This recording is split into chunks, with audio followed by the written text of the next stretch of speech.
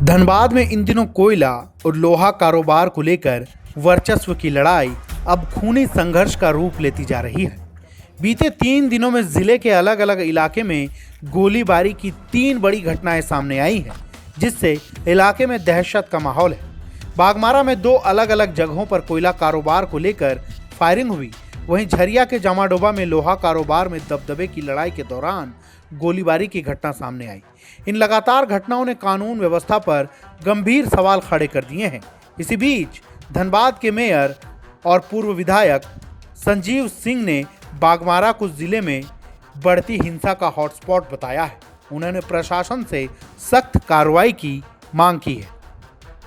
क्या है कि सबसे पहले एक बात तो आपको बता दें कि अभी सबसे जो बुरा स्थिति है वो बागमारा का है। और बागमारा में चाहे वो राजनीति कहिए या कुछ ऐसे समाजसेवी के नाम पर जिनको कहिए, ये लोग एक वहाँ पे प्रोपेगेंडा फैला कर रखे हैं, ठीक है। और वहाँ पे 2-4-6 लड़कों को इधर से खड़ा कर देता है, 2-4-6 लड़कों को उधर से खड़ा करके आपस में लोगों को लड़वाने का काम करते हैं। और स्थिति ऐसी होती है कि घटना यहाँ तक चली जाती है कि लोग एक दूसरे के खिलाफ में गोलीबारी करने लगते हैं। मैं प्रशासन से पहले भी कहा था, चूँकि हमारे एक सहयोगी थे शुभम यादव, उनकी भी हत्या वहाँ हुई थी। मैं प्रशासन से मैंने पहले भी कहा था कि अगर धनबाद को शांत रखना है, ठीक रखना है, तो पहले बागमारा विधानसभा क्षेत्र के लोगों को सुरक्षित रखिए, क्योंकि बागमारा में लगातार कई ऐसी घटनाएं हो रही हैं जिसे मतलब आप नज़रअंदाज नहीं कर सकते। मेयर ने आगे कहा कि बागमारा में लंबे समय से लोगों को आपस में भिड़ाने की कोशिश की जा रही है, जिससे क्षेत्र में कानून व्यवस्था लगातार चुनौती के दौर से गुजर रही है। उन्होंने शुभम यादव हत्याकांड का जिक्र करते हुए कहा कि पहले भी प्रशासन को आगाह किया गया था कि अगर धनबाद को शांत रखना है तो बागमारा में सुरक्षा व्यवस्था मजबूत करनी होगी।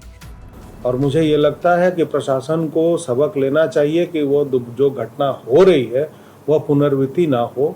इससे प्रशासन का भी मजाक उड़ रहा है और मुझे ये लगता है हम वहाँ कुछ भी करेंगे तो प्रशासन हमको कोई दबाव नहीं डालेगा, कुछ नहीं करेगा, तो ऐसी स्थिति में दूसरों का भी मनोबल बढ़ता है और आप समझ सकते हैं कि उसी के स्थिति में कहीं और भी घटनाएं हो जाती हैं।